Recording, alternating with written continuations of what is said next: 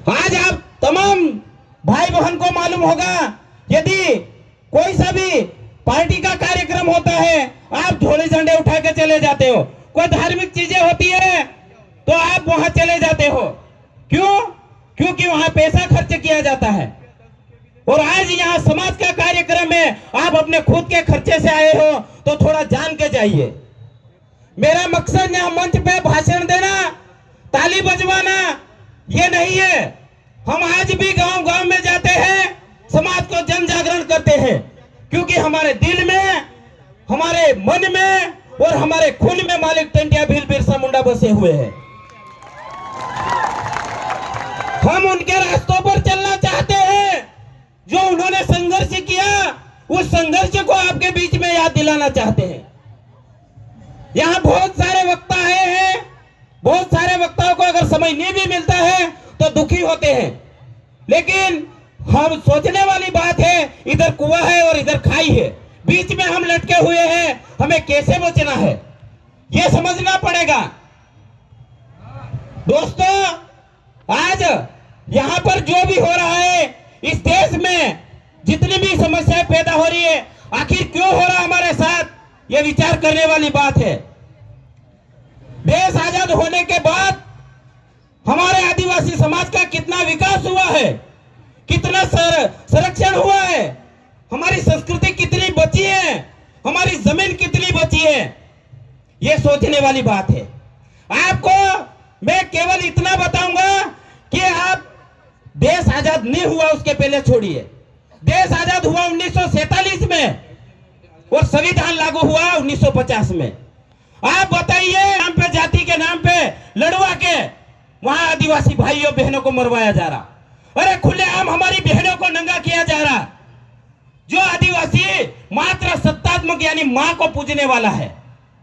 आपको पता होगा कि कोई भी जानवर अगर जन्म देता है, अगर गाय है, अगर गाय जन्म देती है बच्चे को, तो उसका संरक्षण, उस बच्चे को बड़ा करना, जब तक वो समझ दूध पीकर चलने लायक ना हो, खाने लायक ना हो, तब तक जिम्मेदारी किसकी रहती है? उस माँ की जिम्मेदारी रहती है। उसको जो बच्चा होता है उसको यह पता नहीं रहता उसका बाप कौन है।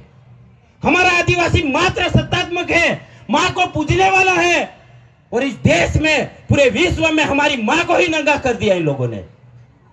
आपको कब नींद खुलेगी? आप लोग यहाँ आए हैं, यहाँ सुन के, नाच के, कूद के चले जाओगे।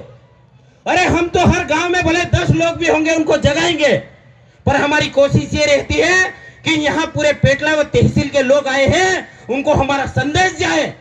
हम उनको जगाना चाहते हैं कि जाग जाओ। ये कमल कांग्रेस ने 70 से 75 सालों में आपका कितना विकास किया, कितनी आपकी जमीन बचाई और कितने आदिवासियों को अपना हक अधिकार दिया, यह सोचने वाली बात है।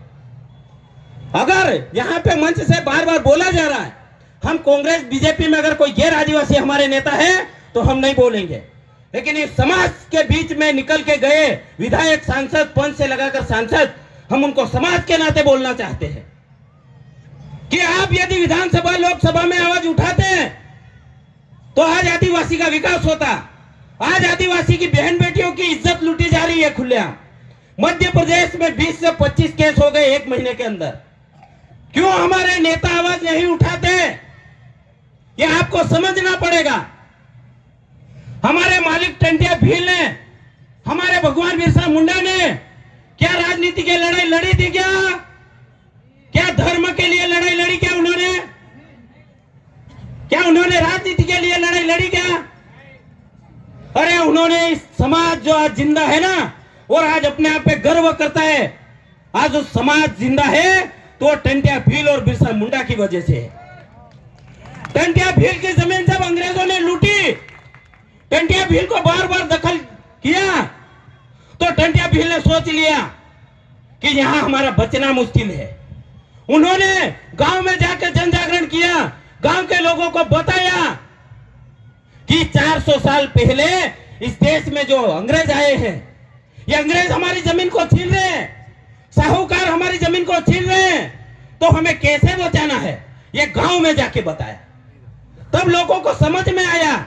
उस समय ना राजनीति था, ना धर्म था, ना जाति थी। आज तुम धर्म के चक्कर में पड़े हो, तुम पार्टी